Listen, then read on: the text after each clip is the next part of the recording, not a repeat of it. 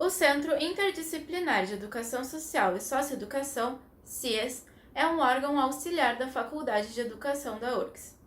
Um de seus principais objetivos é promover a formação acadêmica, a execução de medidas socioeducativas, o desenvolvimento de ações de pesquisa e a produção de conhecimento.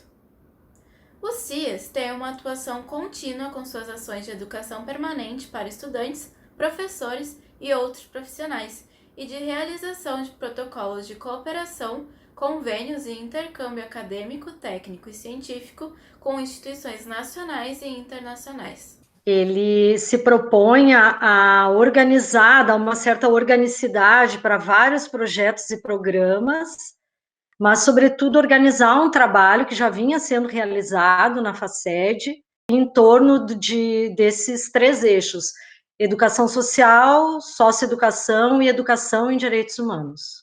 Faz parte da sua identidade, está inclusive no nome, a ideia da interdisciplinariedade. Então, ele é um centro interdisciplinar. Isso amplia o seu horizonte, né? Não focado apenas numa área do conhecimento, né? Mas em diferentes áreas, e isso é uma característica bem importante. Até mesmo por conta dessa situação que a gente está vivenciando agora do Covid, que está havendo, por exemplo, nessas atividades de desenvolvimento de vídeos, né? Então, há uma relação muito forte do ponto de vista de associar a conhecimentos de área mais tecnológica com conhecimentos de áreas mais humanas. E eu acho que essa iniciativa do CIES, dentro de um contexto acadêmico, ela extrapola essa visão mais ortodoxa do que é o conhecimento, né? Para justamente a gente conseguir dar conta do que vem por aí.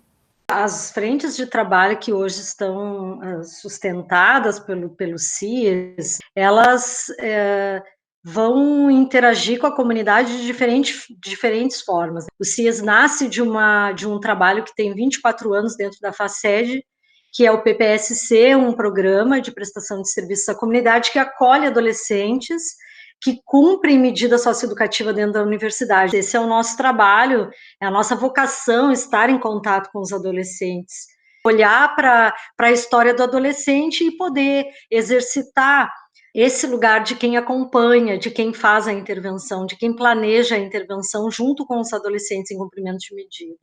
Isso nos força a ter uma relação com toda a rede de atenção à infância e à juventude, a trabalhar com as políticas públicas.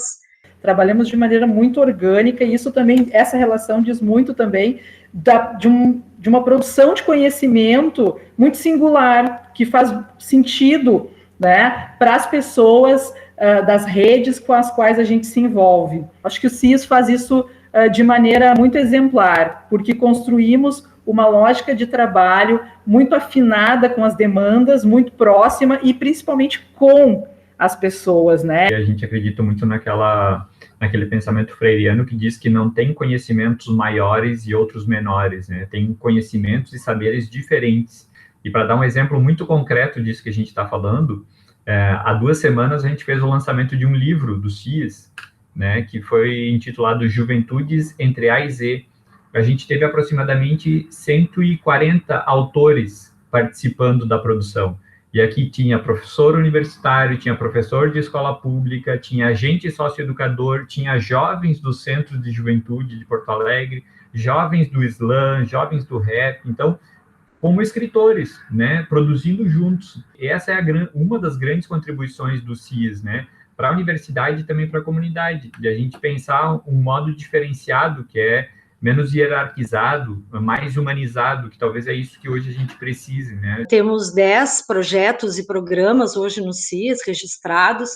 E nós não tivemos nenhum programa ou projeto deixado de ser executado em 2020. Todos eles tiveram que passar por adaptação, obviamente, mas não deixamos de executar nenhum programa ou projeto do CIES. Pelo contrário, até inventamos coisas, né? Criamos a escola do CIES, né? Que é onde, então, hoje a gente vai colocar toda a energia de construção de ofertas formativas vinculadas, né, à formação interna das nossas equipes e também externa. Eu sou coordenadora do Fio da Meada, o projeto Fio da Meada, que é um trabalho que associa fortemente a FACED com a gráfica. O projeto, então, se adaptou, né, buscando principalmente atuar nas redes sociais, levando assim adiante a divulgação dos seus 3 eixos, que são a questão da sustentabilidade, o trabalho com os adolescentes e a questão da socioeducação propriamente dita.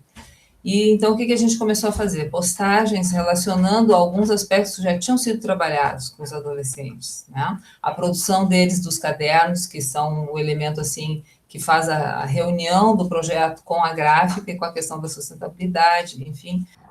Um dos projetos é o Ateliê de Jogos Pedagógicos, né, que antes da pandemia ele recebia adolescentes que chegavam no PPSC e que depois eles escolhiam um setor. Um deles era o Fio da Meada, que a Maria do Carmo acabou de falar, e o outro era o Ateliê de Jogos Pedagógicos.